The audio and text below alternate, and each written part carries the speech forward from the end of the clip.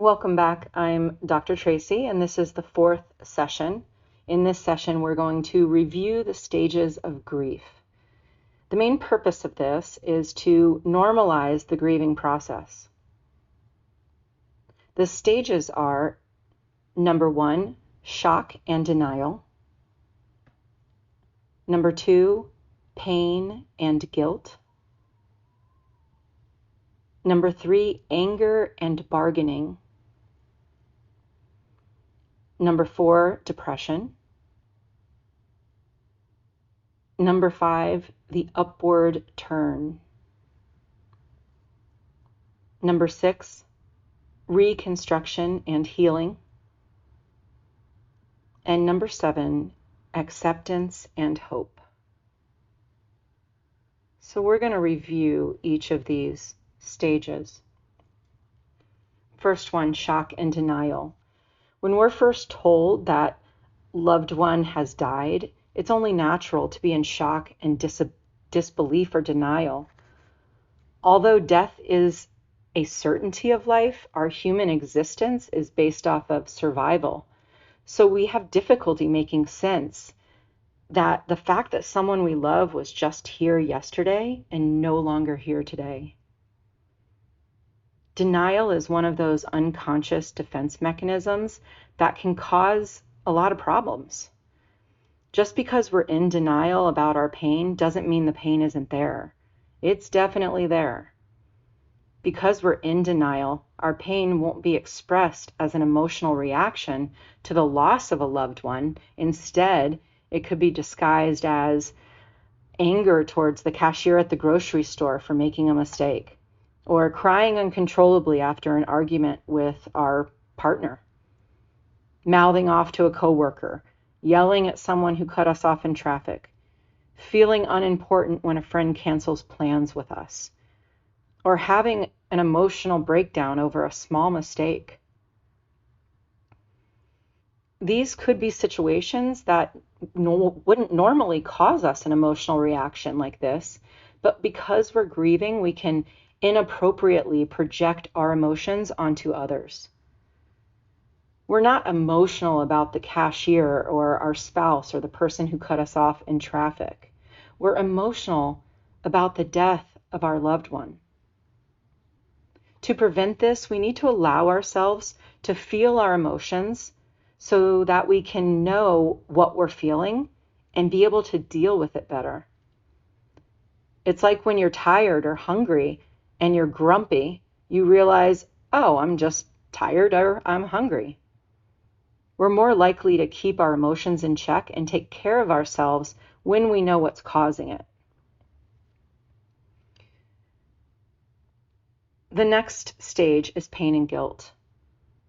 Once the shock wears off, the pain and guilt sets in. This is when we start to feel guilty about everything we should have, could have, and would have done differently. We regret not calling more, not seeing them more, how we treated them, or putting off plans we had with them. We even sometimes suddenly believe that we hold the ultimate power over life and death and could have prevented their death or saved them somehow. The problem with this stage is that although it is normal, it's also a complete waste of time. Here we have this core ball of emotions that are totally legitimate: sadness, anger, loss. But we voluntarily pad this pain with unnecessary emotions like guilt, regret, and shame. I call this emotional procrastination. Think of it this way: isn't it easier to focus on our own guilt and regret rather than the pain and the loss?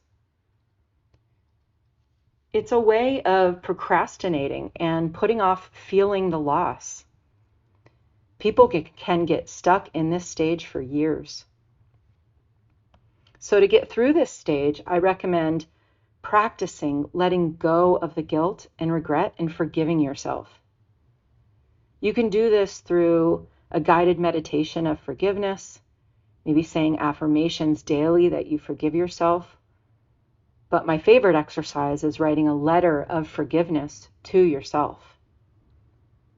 Think about if the person who passed would blame you for what you're blaming yourself for. What do you think they would say about you blaming yourself? When answering these questions, keep in mind that their soul is now free of their pain. Regardless of how they were in life, now they are coming from a place of love and understanding. Once we can stop emotionally procrastinating and focusing on what we could have and should have done, we can put the focus on the person it should be on, our loved one who has passed. Now let's discuss the anger and bargaining stage. This is often the toughest stage. We could be angry at anyone we can blame for their death, the hospital, the paramedics, the doctors. We could even be angry at God. We usually get angry at anyone else but the person we should be angry at, which is our loved one who died. Yes, this could very well be an irrational emotion, but it's still an emotion, and we need to process it.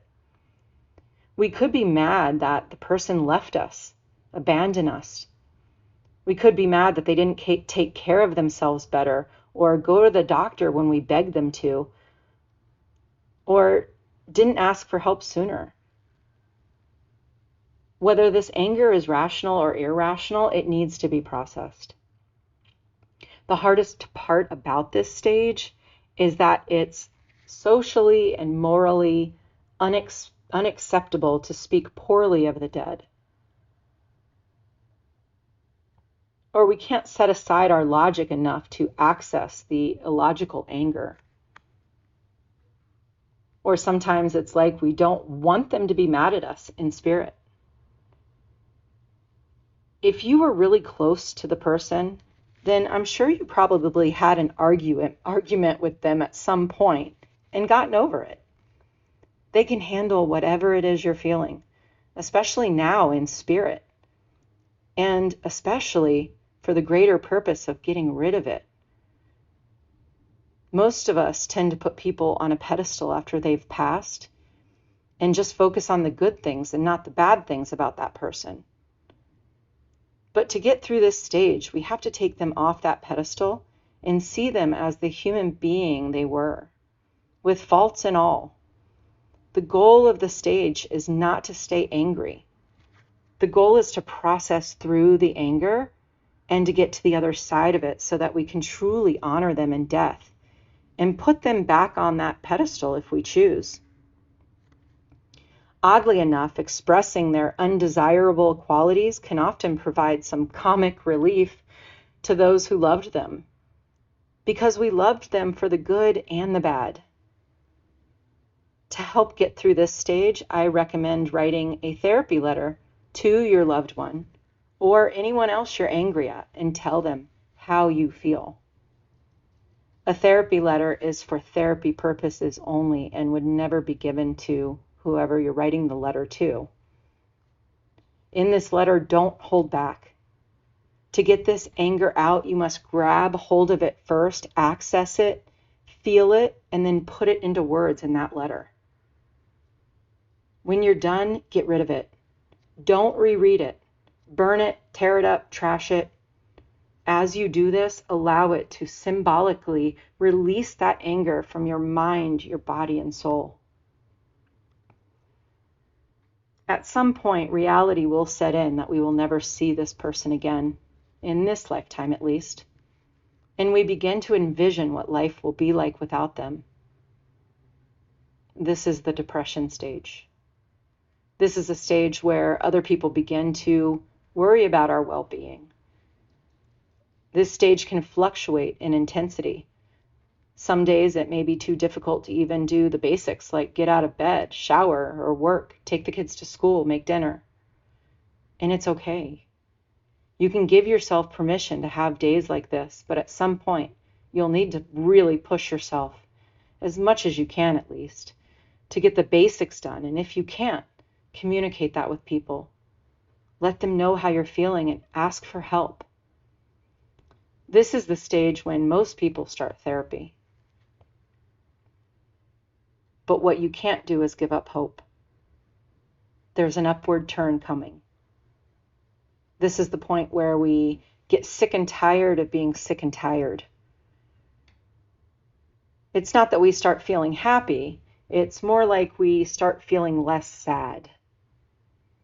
Slowly and eventually, it will be less difficult to push yourself, less difficult to get a few more things done in a day, and roll with it on the days you have the energy or the desire to let yourself rest on the days you don't. This can feel somewhat of a roller coaster, as some good days are good and some days are bad. The goal is just that you are slowly starting to see more good days than bad days. This is when we move into the reconstruction and healing stage.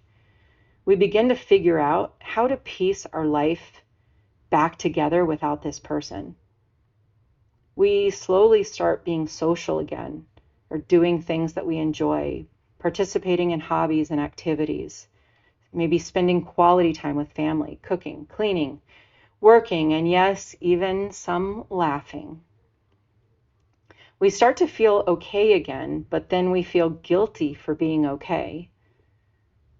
We'll usually go up and down with this feeling until we finally reach the last stage of acceptance and hope. These stages won't go in any particular order, and we can go back and forth between stages several times. Just accept whatever comes up and do the best you can. Acknowledge it and honor it. Remind yourself that the best way to honor the passing of a loved one is to live. Live your life. This is the end of this session and the beginning of your therapy homework. I'd like you to write a goodbye letter to your loved one. Once you're done, set up a quiet moment for yourself. Maybe having a picture of your loved one, or maybe light a candle and read the letter out loud to them. As you read it, let go of the pain and hold on to the love. Good luck, and I'll see you back at the next session.